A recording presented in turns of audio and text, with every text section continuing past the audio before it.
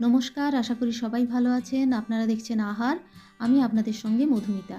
আজকের ভিডিওতে আপনাদের সাথে শেয়ার করে নেব দেশি চিকেন রান্নার রেসিপি। খাঁটি দেশি মুরগির মাংসের একটা আলাদাই ব্যাপার থাকে। এর টেস্ট ভীষণ ভালো হয়।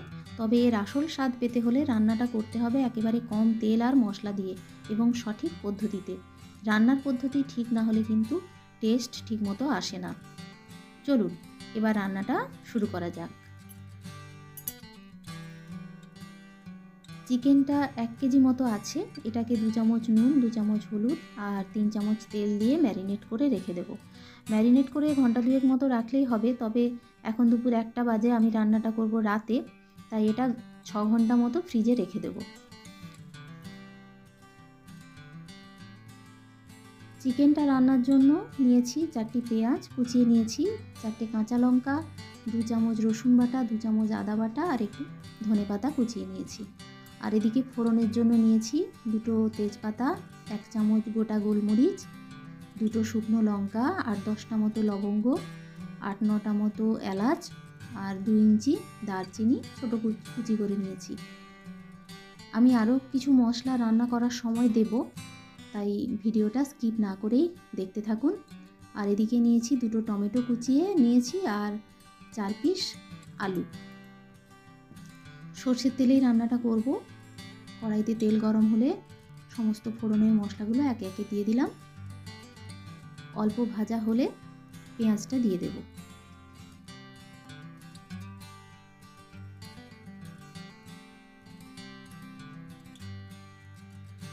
কাঁচা লঙ্কাটাও দিয়ে দেব।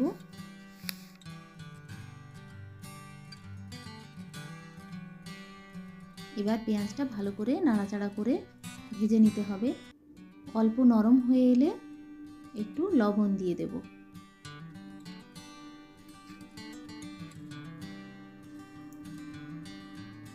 লবণটা মাপ মতো দিতে হবে, কারণ ম্যারিনেট করার সময় কিছুটা লবণ দেওয়া ছিল।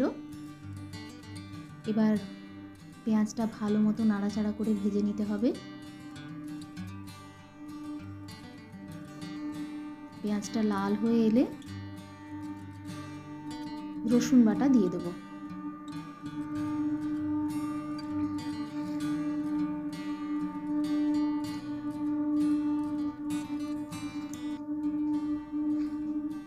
রসুনটা ভালো করে 2-3 মিনিট ধরে ভাজতে হবে।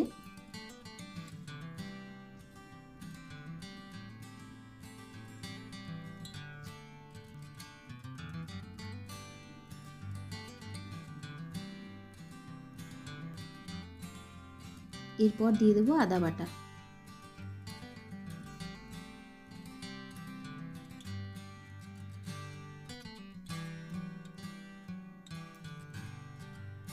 আদাটাও ভালোভাবে ভেজে নিতে হবে। আদা রসুন বাটা কিন্তু একসঙ্গে কখনোই দেওয়া যাবে না, তাহলে এই রান্নার স্বাদ নষ্ট হয়ে যায়। আগে রসুন দিতে হবে, তারপর আদা। এবার একটু হলুদ দিয়ে দিলাম। মিনিট খানেক নাড়াচাড়া করার পর লঙ্কার গুঁড়ো দিয়ে দেব। লঙ্কাটা কিন্তু ঝাল লঙ্কা।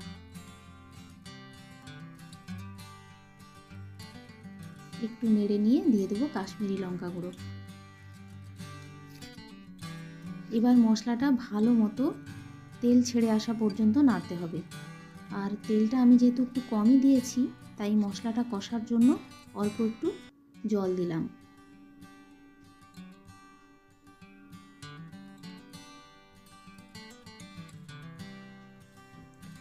মশলাটা ক্রমাগত নাড়তে হবে যেন লেগে না যায়। ভালো মতো কষা হয়ে গেলে টমেটোটা দিয়ে দিলাম। আবার একটু নাড়াচাড়া করে নেব। টমেটোটা হাফ সেদ্ধ মতো হয়ে গেলে তারপর আলুটা দেব। আলুর টুকরোগুলো আগে থেকে ভেজেও নিতে পারেন, অবশ্য আমি ভেজে নিইনি, এমনি দিলাম। এবার ভালো করে কষিয়ে নিতে হবে।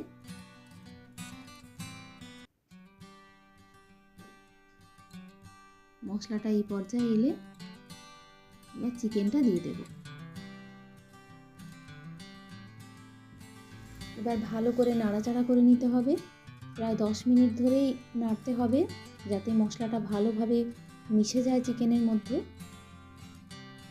আর চিকেনটা ভালো করে ভাজা পর্যন্ত নাড়তে হবে।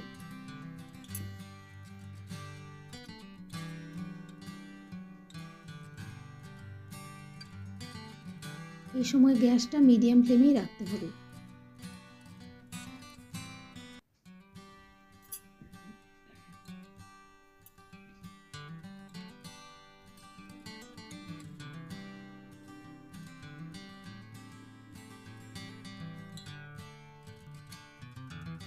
চিকেনটা এইভাবে ভাজা ভাজা হয়ে এলে আর অল্প জলও ছেড়ে আসবে, তখন আর একটু জল দিয়ে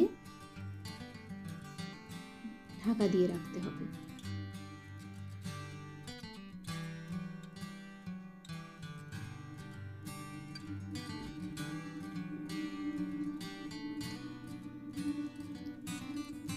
এই সময় গ্যাসটা লো করে ঢাকা দেব।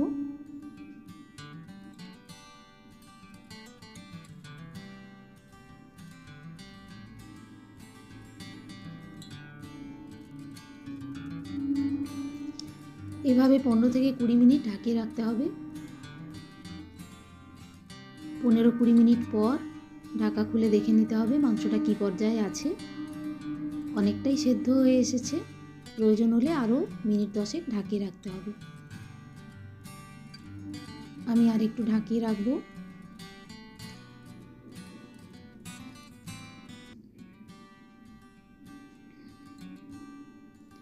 দশ মিনিট পর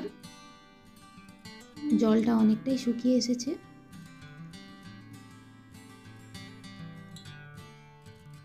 এই সময়ে আমি দিয়ে দেবো একটু জিরে গুঁড়ো।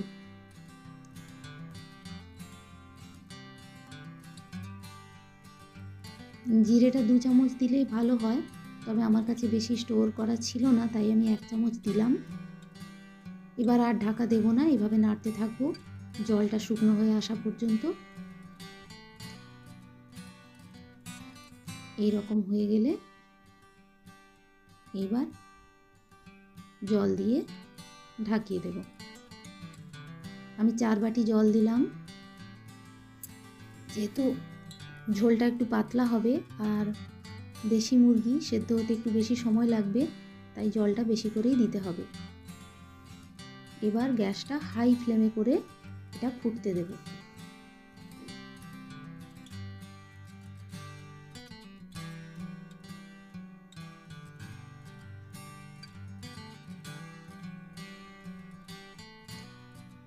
এইভাবে ফুটে উঠলে ঢাকিয়ে দেব,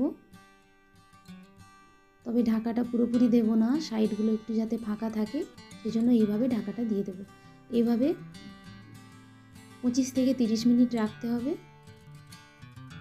25-30 মিনিট পর দেখে নিতে হবে মাংসটা কী অবস্থায় আছে।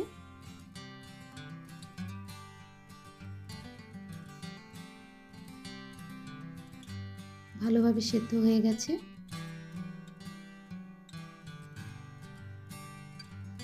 এইবার ধনেপাতা কুচি ছড়িয়ে দেব।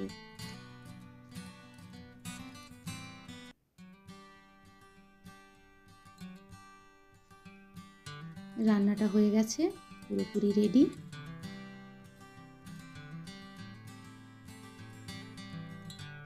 ভাতের সঙ্গে বা রুটির সঙ্গে খাওয়া যেতে পারে।